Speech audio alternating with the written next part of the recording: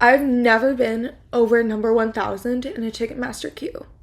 And I've been in a queue for Taylor Swift, Olivia Rodrigo, Sabrina Carpenter, and so many more.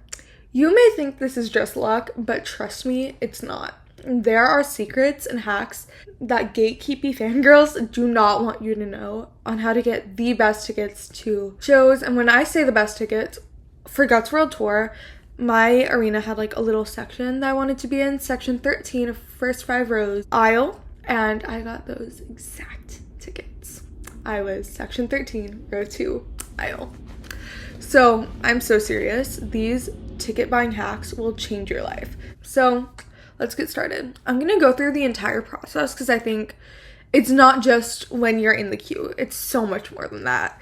So you're in this situation. My favorite artist just announced a tour. Tickets go on sale in a week. What do I do? First step in the process is figure out what website tickets are on.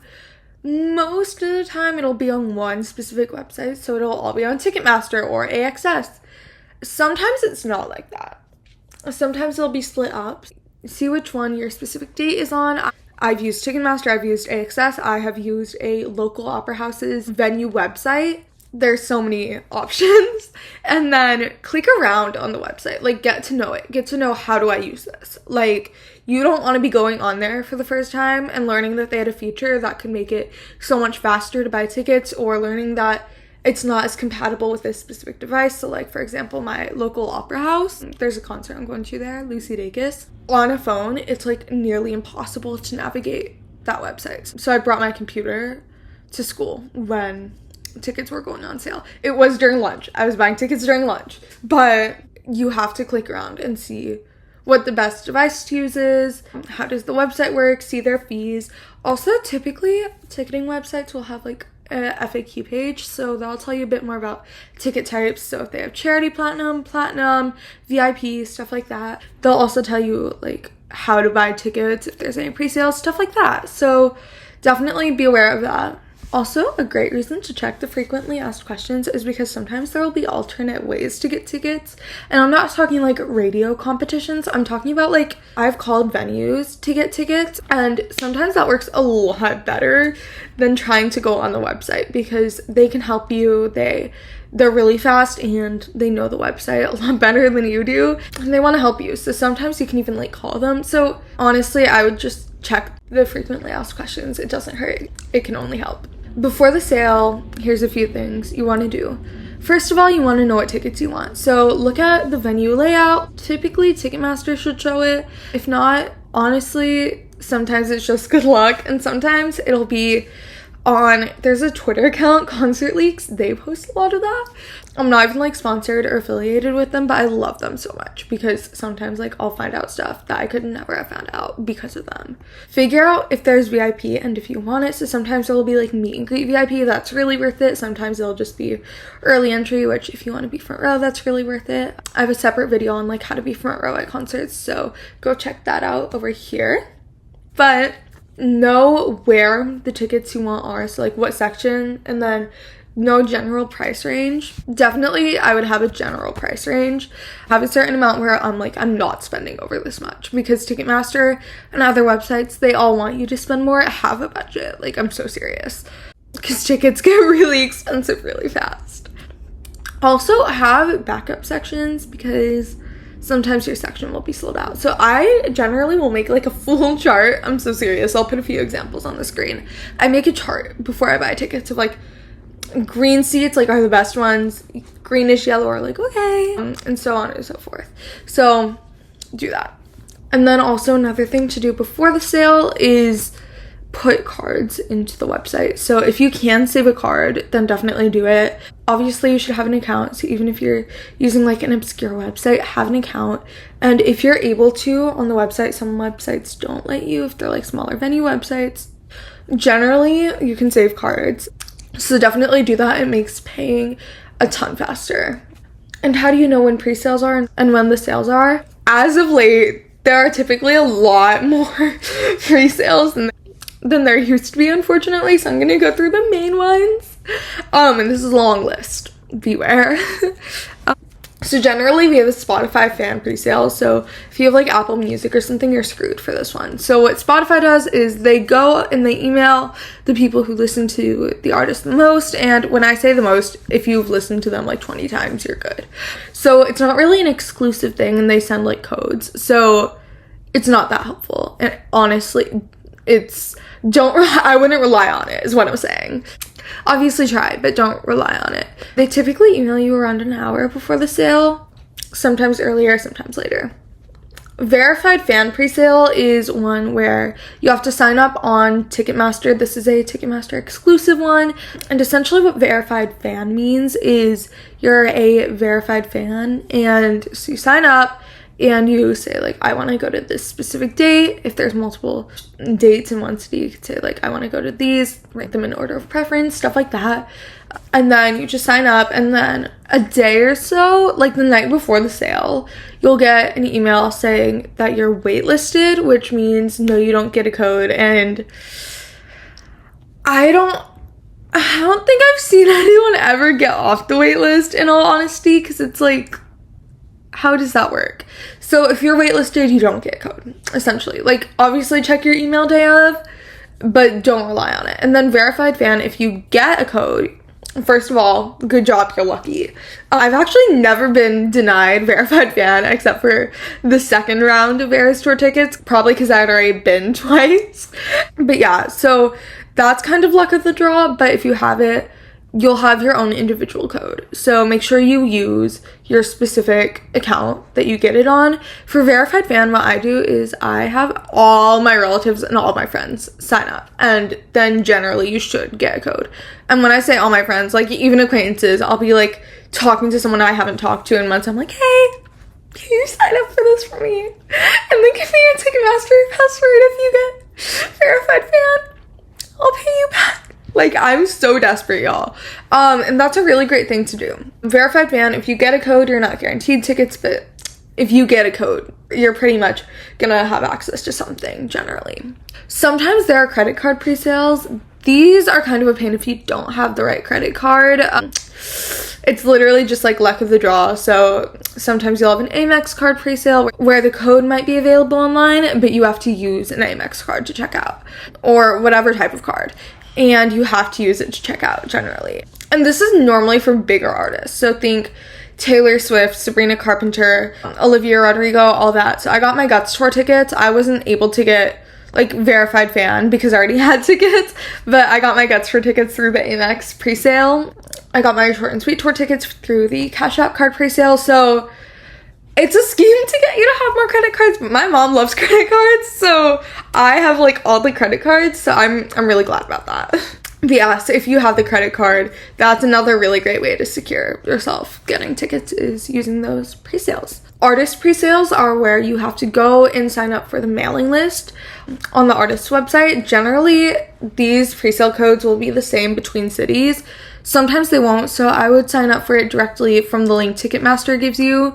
Again, this is a Ticketmaster thing. So go on Ticketmaster, choose your specific date, and then choose to sign up for the pre-sale, and then you'll get a code before the sale, generally before the sale. Sometimes they're sent after the sale starts, which is so lovely. But yeah, so they'll send you a code. Don't be worried if it gets like 15 minutes before the sale, because I've done that before and panicked, and you get the thing like 5 minutes before, which is great. And it also, the reason they do that, I think, is that it allows less for sharing and like resellers to buy tickets. Venue sale for season ticket holders, unless you're a season ticket holder at your local arena, don't worry about it. General sale, this is a last resort. Do all the pre-sales. Generally, general sale will not have that many tickets. I was seeing if I could get something better for Sabrina Carpenter because I was floor, but I wanted pit. And I was 600 in the general sale queue when I got in, and by the time I got to the buying page, nothing was left. Literally nothing. And also, sometimes they cancel general sales. Like they did that with Taylor Swift. Do not rely on general sales. Also, have a Twitter group chat for people going to your show, because I swear it really helps. Like, you can help each other like figure stuff out. It's really great. Like, I know I sound like a crazy fangirl, but it really helps. Generally, you'll want to have multiple cards on file available with you for sales. I remember during Tate McRae, her general sale, because I got a pre-sale ticket, but I didn't get one for my mom yet. And, you know, so during general sale, I was earlier in line than my mom, and I was almost able to get tickets, but my card declined. I don't know why. I remember being really upset, but I couldn't get tickets, which also due to Ticketmaster's dynamic pricing. I don't want to talk about it because I'm gonna get angry, but essentially it's just like, the later in the queue you are, if Ticketmaster senses that there is demand, which there typically is, if you're watching this video, there probably is going to be, if you're not worried about the sale, if it's a big artist. So what they do is they see, oh, there's demand, let's up the prices. So my mom was later in the queue, and because my card declined, and I had enough money on it is the thing. I don't know why it declined to this day. She had to pay like hundreds of dollars more. So have multiple cards is what I'm saying. Final tip for pre-sales is if there is a code involved, have it copied and pasted on your computer, phone, whatever you're using. Have it copied and pasted. If it's a string of numbers, copy and paste it. If it's a word, copy paste it. It's just so much easier, and I know it's gonna save you like 3 or 4 seconds. Those seconds are precious time. Like, I sound insane. I know I sound insane. Those seconds are precious. Have it copied. So one tip I have that really helps me, if you're in the first time zone of the sales, this will not work for you. I'm warning you right now. If you're in a second or third time zone, what I will do, so for example, I'm typically buying tickets for Dallas, which is an hour after Eastern time. So what I'll do is I'll join the New York queue or the DC queue or one of the Eastern time queues, not to buy tickets, but what Ticketmaster does, again, this is Ticketmaster specific tip. What Ticketmaster does is they have you, like, they'll send you a code before it lets you into the queue. So if you're joining the waiting room late, that's a pain, but also, like, I don't know. Every time I haven't done this, I've always been kind of later in line, and every time I've done this, I've always been a bit earlier. You want to get into that earlier queue, and it'll be like, we're securing your account, we're making sure that this is you. They'll send you a text with the code. And so if you do this for the New York presale and you're in Dallas, for example, you don't have to do it again for the next presale as long as you don't close the website or app. And so that, again, saves you a bit of time. And also, that way it's more confirmed to them that you're not a bot. I think that's what it really does, is like, if you do it early and then you don't buy any tickets and then you stay on the website for an hour, then it has more time to, like, confirm that you're not a bot. That's just my theory. But every time I've done this, I've had better luck. So that's a tip for if you're not the first time zone. If you are, I wish you luck. If it's possible, so if you're in general sale or if you are in pre-sale and you got multiple verified fan things, have multiple people online at the same time. You cannot have multiple browsers open on Ticketmaster. It'll say you're a bot and then it'll kick you out and then you'll have to be in the back of the queue. Don't do that. However, what you can do is you can have multiple people on Ticketmaster at the same time. Do a maximum of 2 per household is my rule of thumb, because otherwise it marks you both as like flagged people as like a reseller using a different account in the same house. So generally I'll use 2 people if I can, and just once one of you is earlier in the queue, just stay on that computer. Don't even think about going on the other one. Close the tab out. You're good. Once you're in the queue in any sale, do not refresh.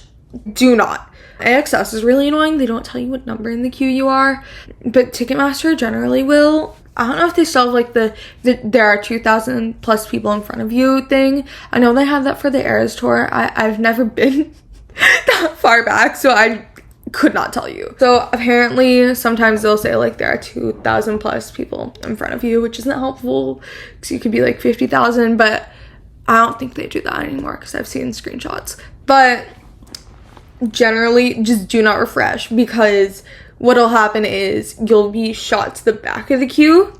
So say you were number 1,000 and you're like, oh, that's too far back. You refresh, see if you can get a better spot. You are now 50,000.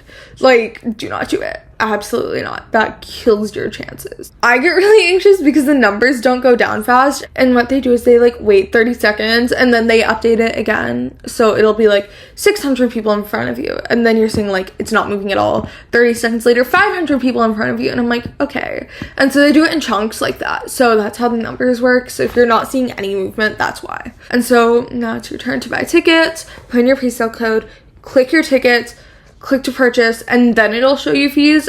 Don't do the best seat available. That doesn't work well. That doesn't show you the seats that you want. I like to do map, but I know some people prefer list view. Go on the app, figure out what you prefer. And then you buy your tickets, and then you get in and you'll see the fees and stuff. And then if it's over your budget with fees, it's okay. Leave the ticket buying area, go back to the map, choose a different ticket, but no, you will not have access to that ticket again. Sabrina Carpenter, a specific seat was out of my price range with fees, and I went back and I was like, okay, maybe it's like $20 more, I'll just do it. And then it was too late. It was gone. It was snatched up. So just know that. But you get your tickets, but say that you get in and the map shows like no tickets available, but it doesn't say like, sorry, this event is sold out. It'll tell you if it's sold out. Like if the sale's sold out, it'll like be a grayed out map and there won't be a list, and it'll just say in like big letters, sorry, the sale is sold out, or something like that. If not, what that means is that there are still people who have tickets in their carts. So they may be still making a purchase or contemplating a purchase or whatever. I'll typically give it 14 minutes, and if I don't see anything, then I'm done, because Ticketmaster gives you 7 minutes to purchase.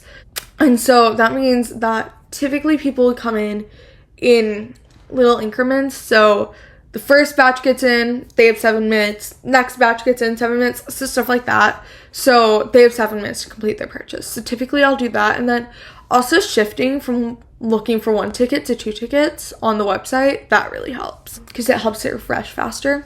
And then my last tip is just to save money. Do not buy platinum tickets, like ever. There's no reason for them to be platinum. They say, oh, it's a better ticket. It's not. It's the one right next to it is the same. Essentially, platinum is dynamic pricing generally. So what happens is I paid $2,000 for my tickets. The people next to me paid $200, and I did not buy it off of resale either. So it's a ripoff.